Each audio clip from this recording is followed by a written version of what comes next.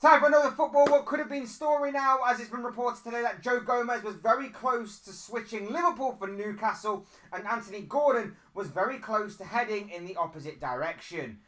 Hey guys, welcome to a Flex Talks video. It is gonna be about Joe Gomez, Anthony Gordon, Liverpool and Newcastle as today's subject, as it's been brought to light today by Ian Doyle of the Liverpool Echo that Liverpool and Newcastle had agreed a deal in principle that would see Joe Gomez switch Liverpool for Newcastle and Anthony Gordon switch Newcastle for Liverpool, with Gomez going for 45 million, Gordon going for 75 million, and it was all down to obviously helping Newcastle's PSR and FFP situation, which, after finding alternative players to sell, Newcastle ultimately pulled the plug on the entire deal as a whole. We're going to be talking about this potential deal that never was. We're going to be talking about Anthony Gordon. We're going to be talking about Joe Gomez. We're going to be talking about Liverpool, about Newcastle, and everything else in between.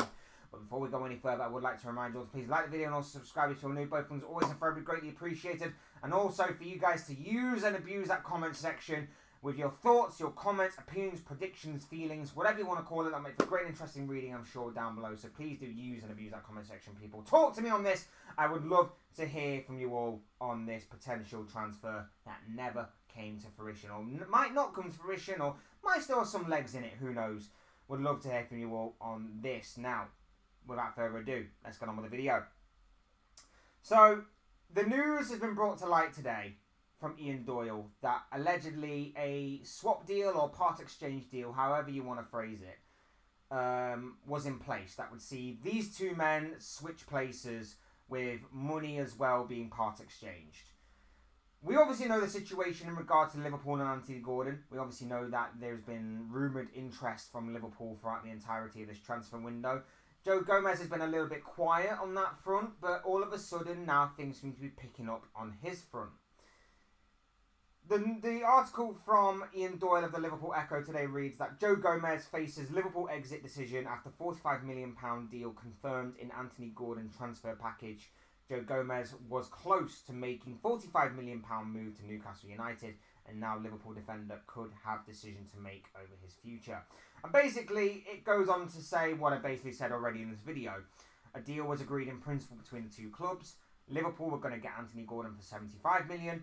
Newcastle were going to get Joe Gomez for 45 million.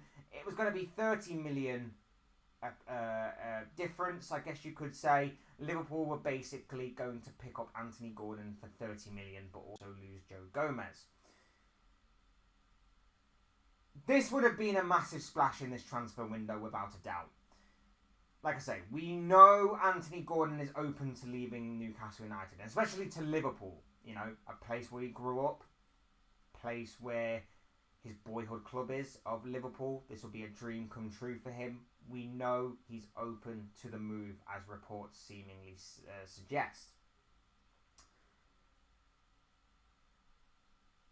Joe Gomez, on the other hand, there was talk earlier on in the transfer window that Jarell Quansah may have been in the mix as part of negotiations, but as Ian Doyle reports today, it was Joe Gomez that was seemingly on the table instead of, or at least as well as. We don't actually know the full details and the full ins and outs.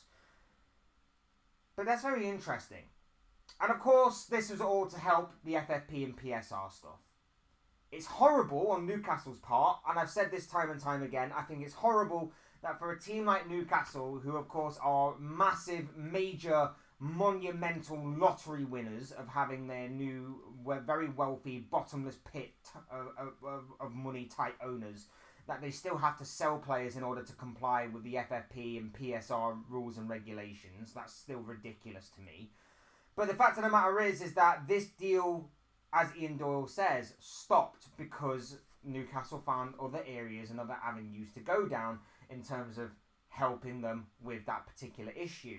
So, for example, the sales of the likes of Elliot Anderson to Nottingham Forest for somewhere in the region of 35 million, and of course Yankuba Minter to Brighton for somewhere in the region of 25 to 30 million, obviously helped compensate for that. And I think if you are a Newcastle fan and you are obviously angry, as I would be if I was a Newcastle fan, that obviously you have to comply with these PSR rules and regulations by selling players, I would at least be a little bit happy that you didn't sell Anthony Gordon rather than the other two, who I think would be more dispensable than Gordon. It's still a horrible situation. It's still terrible in my opinion. But I think Anthony Gordon is the key player in that Newcastle team. He is obviously a big name player, has been for the past 18 months or so, and I think yes, it has been that would be the better scenario for you. I think keeping Gordon over Anderson and Minter would have probably been the best scenario that you would have done. But it is still a horrible situation, so I do feel sorry for you in terms of that aspect.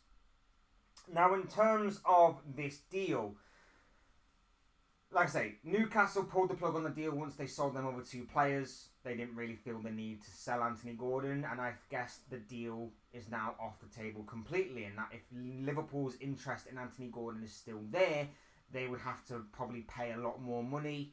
Gomez probably is going to be off the table. Maybe. Could still be on, we don't know, but there must be a reason why Newcastle pulled the deal in the first place, and I guess that it would be the financial money aspect of it. They feel like they can get more, because otherwise Liverpool are essentially getting Gordon for 30 million. That is essentially what we are understanding here, and that would be an incredible price. An incredible price. I rate Anthony Gordon. I've not always rated him, admittedly. I didn't get the hype when he was at Everton. I didn't get the hype of why he was worth £45 million to transfer to Newcastle. And I've said that time and time again. But what I have seen from him over the past year to 18 months is a player that has grown in confidence, grown in ability, grown in experience, and someone who has definitely taken his game to a whole new level and is getting better and better every time I see him. And his numbers don't lie. His numbers do not lie. The goals, the assists, he's reached double figures in both of those aspects over the course of this past season, which is brilliant to watch for this Newcastle side that admittedly weren't as good as the previous year, but were still brilliant to watch at times. Were still very good to watch, and Anthony Gordon was a very consistent and very brilliant figure to watch during their season. He is, for me, an upgrade on what Liverpool have. A very big upgrade on what Liverpool have. And a lot of people are confused by this. A lot of Liverpool fans that I see online are a little bit confused as to why Liverpool would go after Anthony Gordon. And there are two reasons why Liverpool would go after Anthony Gordon, in my opinion. Number one, might have nothing to do with Liverpool, not necessarily anyway, the Nico Williams deal. Now, as we know, it's said that Nico Williams, it's been reported that he reportedly prefers a move to Barcelona. Barcelona are very much dragging their feet over negotiations, it seems. I feel like if they had the money and the financials to obviously get this deal done, this deal would have been done a long time ago. They're seemingly dragging their heels. It's now being said that Williams may stay at Athletic Bilbao. It's also being said elsewhere that he may also go to PSG. He may also go to Arsenal.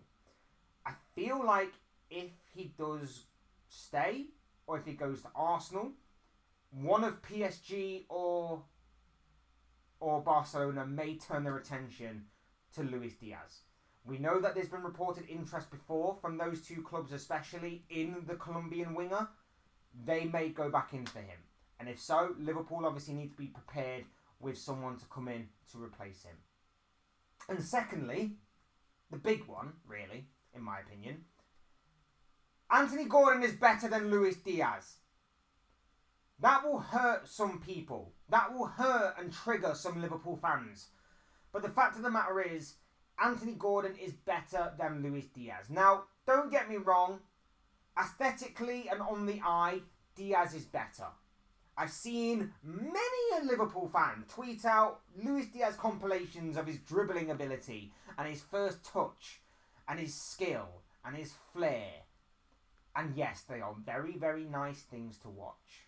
I do not deny, I do not ridicule, I do not doubt Luis Diaz's ability on the ball, his technical ability, his skill, his flair. I see it in abundance every single season, every single game. I know what Diaz possesses in that aspect, and I understand that he is more pleasing on the eye than what Anthony Gordon is or probably ever will be. However, football is about end product. Football is about putting the ball into the back of the opponent's net. And that's where Anthony Gordon thrives, people, because whether you look at the chances that he's created, the key chances, the dribbles, the take-ons, the crosses, the goals, the assists, those key aspects that you can grow, you can help nurture, you can help take to a whole new level, Gordon has those in abundance. Gordon has those over Diaz in all aspects. That's it. People questioning why we would take Gordon when we have Diaz, it's because of the end product. Gordon is better than Diaz. And I like Luis Diaz from an aesthetic perspective. I like his skill. I like his flair. I like his first touch. I like his dribbling ability.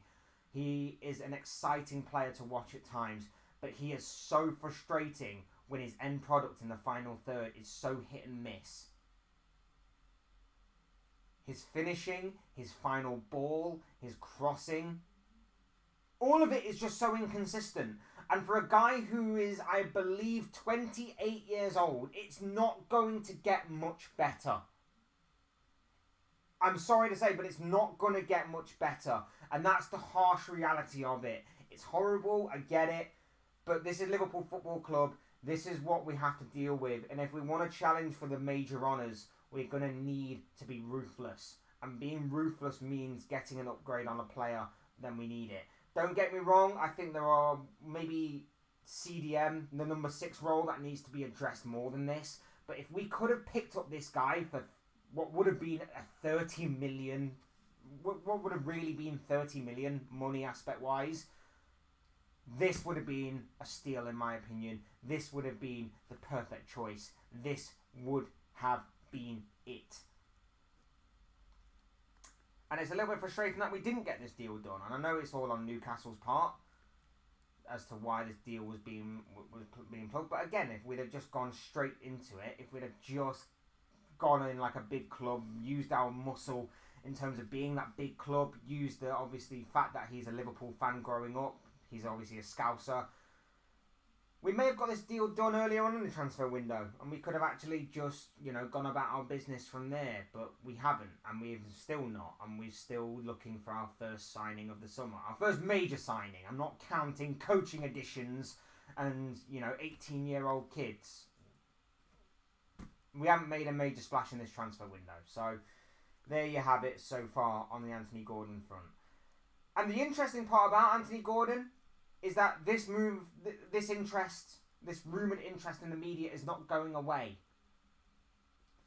The interest is still reportedly there. The reports are still there, which makes me think there is still something with this. But whether or not we will actually bite the bullet, whether or not we'll be courageous enough to actually make a signing or not, remains to be seen. Remains to be seen. And on the Joe Gomez front, Ian Doyle goes on to claim that Joe Gomez is now attracting interest from other clubs and other areas from around European football. I wouldn't blame Gomez if he does leave. I said at the beginning of last season we should probably cash in on him whilst we have the opportunity to do so. I think his time at Liverpool had come to an end, but then I was proven wrong. This past season has been Joe Gomez's best season in a Liverpool shirt, hands down. I think the worst of his injuries are behind him. I think no matter where we told him to play, and he has that versatility in his arsenal to play right back, to play left back, to play his more natural position of centre back, and even at times last season, miraculously, he was playing CDM. I think he has that in his arsenal, which goes very, very well for him, and obviously will put him in good stead to be a worthwhile addition to any team that obviously goes for him.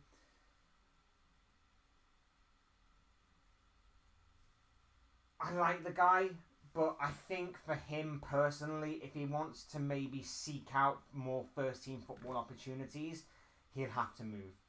And it's horrible to say, and I don't really want to see it, because I think his versatility, his experience, and everything else that goes along with what Joe Gomez is as a character, as in terms of a good footballer, a good defender, I think is a worthwhile addition to this Liverpool side. But it may come down to first team football. Does Arne Slot see him starting alongside Virgil van Dijk? Does Arne Slot see him as the backup to fill any position across that back four? I don't know yet. And I feel like Gomez to Newcastle would have been a very good signing for Newcastle. I think it would have been good for Gomez as well. But for right now, we have him. It's going to be interesting to see if there is going to be interest that is advanced, that steps up a few notches in the coming days or coming weeks. 1 month away now until the transfer window closes. It's going to be very interesting to see if there's any sort of movement that goes on with him.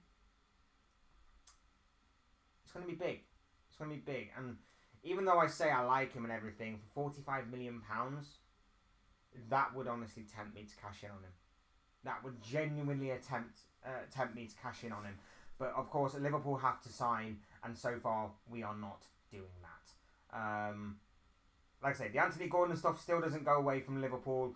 There is still rumoured interest there, which begs the question of whether or not there is something legitimate there. Obviously, we'll have to now go in even harder than what we did beforehand, because Newcastle aren't in a position where they are in need of selling. So, we've kind of dug ourselves in a little bit of a hole there, which means we're going to have to fork out. But with Liverpool Football Club, we should be going in. We know we have money. We were willing to pay $115 million for Moises Caicedo last season. Where's that money gone? Where is the money gone from this past season? What are we doing? The frustration and concern is starting to creep up a few notches for me. I said earlier on in a few other videos that there was no need to be concerned as of right now. You would save it for a later date. Well, that later date is fast approaching, and I'm starting to get a little bit concerned and a little bit worried as to why there is a lack of movement in this transfer window. If we go and get Gordon and we go get CDM, things look 180 degrees different. There is a complete U-turn of how different things look and how perspective looks if we get those two positions in particular. But obviously time will tell whether or not that actually comes to fruition. Look, guys, those are just the thoughts, comments, opinions, predictions, feelings, whatever you call it, of this guy. I want to know what you guys think. What do you make of this news of a swap deal or part exchange deal that collapsed between Liverpool and Newcastle for both Joe Gomez and Anthony Gordon?